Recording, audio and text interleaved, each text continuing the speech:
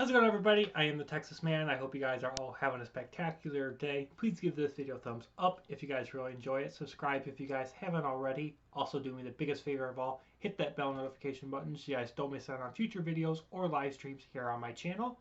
Also, to make sure to head over to Twitch and follow me at Douglas447 for some awesome streams and other content. I have finally figured out how to make it where you guys should be able to watch the replay videos in case you end up missing the streams. And with that, of course, I'm reading you guys part 3 of Stacey. This will be the last part. I'm going to be reading the last 3 chapters here in this video.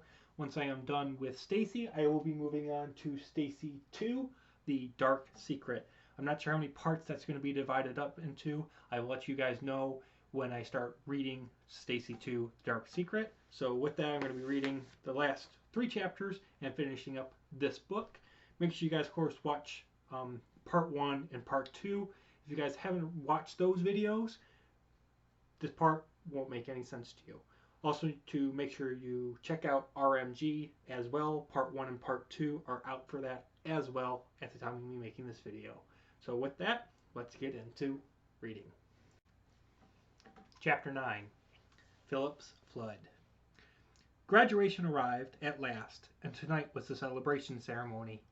The evening was full of average 18-year-olds and sounds of crying for those who wished this night hadn't come. Zach, Stacey, and I sat together in a row and waited our turn to receive our diplomas.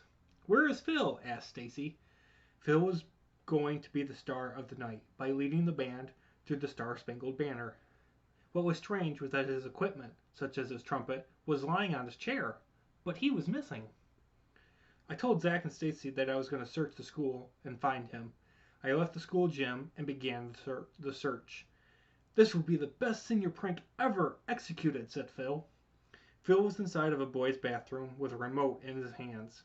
Phil pressed the red button on the remote, and within seconds, water was overflowing every bathroom in the school, because Phil had allowed the toilets to leak.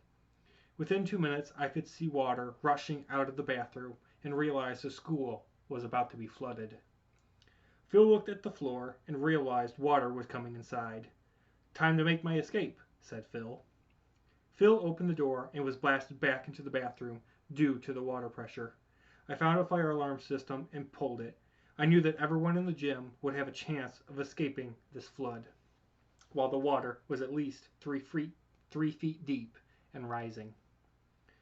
I looked towards an open bathroom door and saw Phil climbing into the air duct. I gave a screaming yell to warn Phil that water was blasting throughout the air ducts and was coming towards him, but he did not hear me.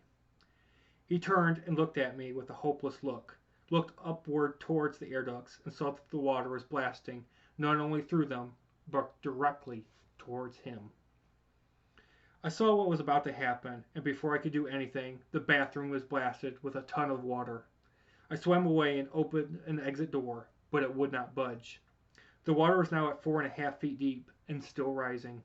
I pushed against the door several times, but it wouldn't move at all. I turned around to see a hand above the water and lifted it to see the face of Phil. "I thought you were dead," I said. "Well, here I am," said Phil. Phil showed me where he was going to escape, and luckily it wasn't blocked or flooded.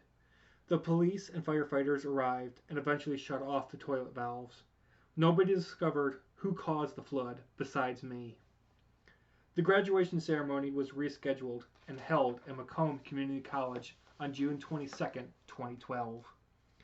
Eventually, after several months of repair, Roseville High School reopened to the public again, and I was finally able to convince Phil that what he did wasn't a prank. Chapter 10, The Secret Revealed. The date was now June 23, 2012, and the time was now 8 a.m. Graduation took place last night without Philip's flood prank. Phil finally showed up on stage and led the band in the Star-Spangled Banner. Before I returned home, I asked Stacey, my girlfriend, if I could take her on a date around 7 p.m. tomorrow. The answer was yes from Stacey. I informed her to wear something dressy because of the place I had reserved for dinner. The clock turned to 9:05 a.m., and I had left to pick out a tuxedo and flowers for tonight. I wanted to make tonight a surprise to her, but instead she would have a surprise for me for the last time. I returned home at 5 p.m. and saw my mom sitting in a chair in the kitchen and my dad in his wheelchair with an unusual look on both of their faces. I placed my tuxedo and flowers for Stacey on the table in the living room and entered the kitchen. Wondered what was going on. Douglas, do you remember when Stacey gave this flyer in ninth grade to you and told you to give it to me? I asked my dad, holding it in his hands. Yes, I replied. Well, the time has come for you to read it and make a decision afterwards, said my dad. I took the flyer from my dad and began to undo the seal my dad placed on it. I began to read the flyer and started to cry because of what it said. This is all true, I said to my dad after reading the flyer. Yes, answered my dad. This is what was written on the flyer. On June 24th, 2012, Stacey Blonde will die of an unknown cancer located near her brain at about 4 p.m. The only chance to possibly defeat the cancer is a surgery that costs $4 million in cash only. Medicine has been given to Stacey to help with the pain until her death date. The secret was now revealed to me. My girlfriend was going to die tomorrow at 4 p.m. What aggravated me more was that I planned to ask her to marry me tonight. My parents, along with Stacey's parents, my parents, along with Stacey's, knew of my plans, but promised to keep it a secret. The clock turned to 7 p.m. and Stacey and I left our homes to enter my green Camaro. I was in my tuxedo and Stacey was wearing a white gown and white slippers, which was the same thing she wore to the prom. We arrived at the reservation within 5 minutes we were eating steak, baked potatoes, Caesar salad, and drinking wine. Once we were finished with the meal, dessert was served, and it consisted of 3 different flavors of ice cream and apple pie, which Stacey liked the most. Lastly, before the night was over, I asked Stacey to the dance floor where I planned to propose to her. After dancing for about 2 minutes, a conversation started. Douglas, there is something I have to tell you, said Stacey. Okay, I replied. Tomorrow at 4 p.m., I'm going to die of an unknown cancer, said Stacey. So that's why our first date at the rodeo was cut short? That's why you kept secrets from me when I took you to the doctor in ninth grade? That's why you told me to give that flyer to my dad in ninth grade? I said.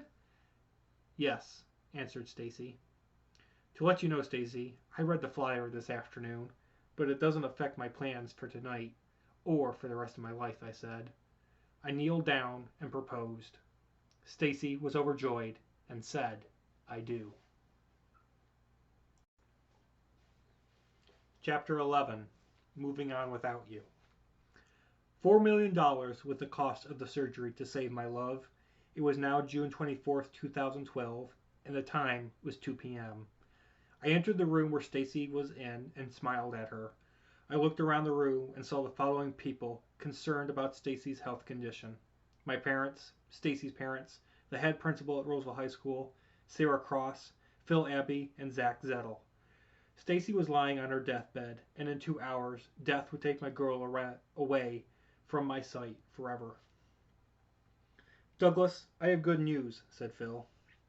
Phil and I left Stacey's room and sat down outside. I checked your lottery ticket last night while you were with Stacey and found out that you won, said Phil. How much? I asked. $4 million, replied Phil. I took the lottery ticket from Phil, dashed out of the hospital, and drove to the nearby corner store. Within 45 minutes, I returned to the hospital and showed the doctor the $4 million. Get the surgery started, I said to the doctor.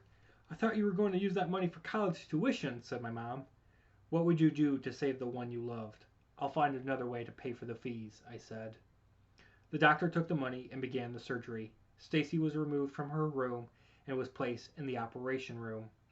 At first it seemed like Stacey was going to have no hope of living, but with her in the operation room, we all knew that she had some hope that she would live out the rest of her life. We all watched the clock in front of the room as it ticked to 4 p.m. And at that moment, the doctor, along with a few nurses, came out of the operation room. The doctor and the 3 nurses had gloomy faces on, which we could see after they removed their facial coverings. "It is done," said the doctor. "Is she dead?" I asked. "I just said the surgery is done, and she is alive," said the doctor.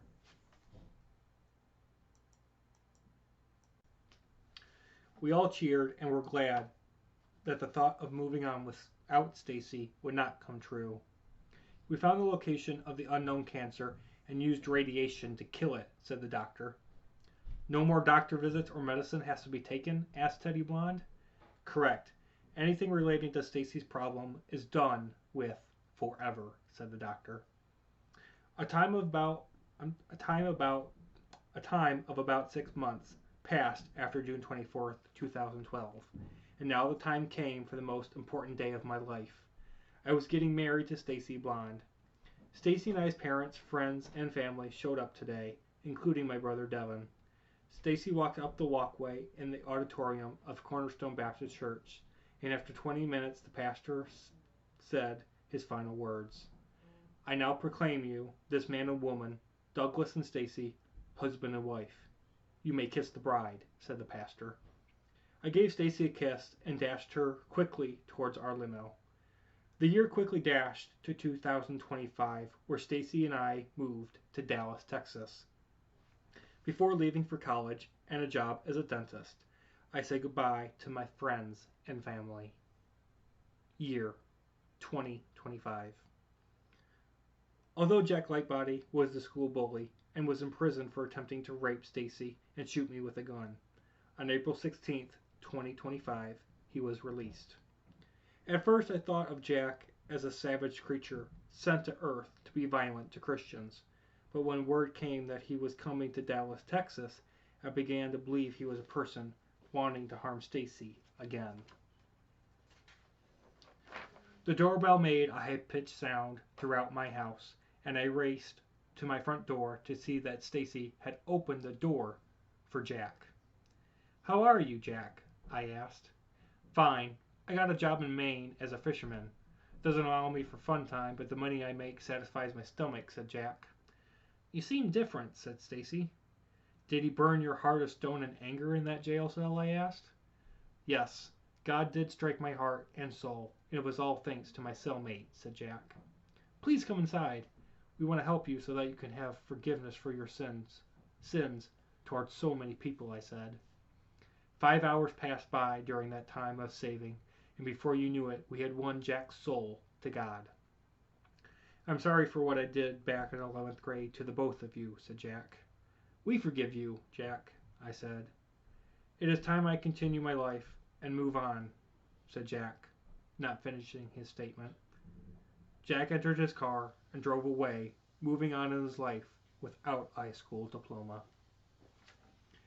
And that is it, guys. We have finished Stacey. So I hope you guys will stick around for Stacey the Dark Secret. And I hope you guys enjoyed this book.